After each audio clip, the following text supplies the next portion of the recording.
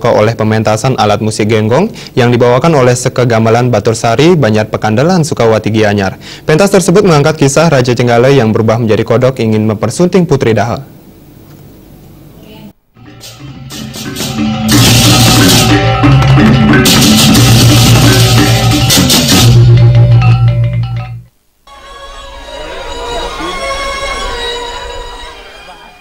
Koordinator Seke Batur Saksi Nyoman Artike mengatakan dalam pentas kali ini khusus ditonjolkan penggunaan alat musik genggong di samping alat pendukung lainnya berupa suling.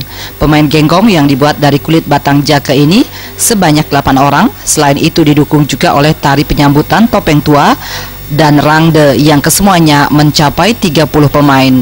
Alat musik genggong sudah lama dimainkan sejak tahun 1969 dan sudah sering pentas ke tempat-tempat pariwisata.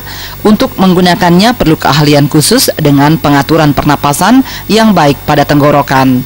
Pentas kali ini mengambil kisah Raja Jenggala berburu ke hutan dan tiba-tiba Gunung Kelut meletus yang mengakibatkan sang raja menghilang. Beberapa lama muncullah seekor kodok yang merupakan penjelmaan Raja Jenggala.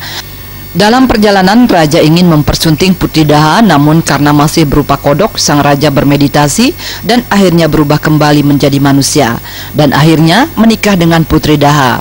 Dari pernikahan tersebut dibangunlah sebuah kerajaan Kauripan.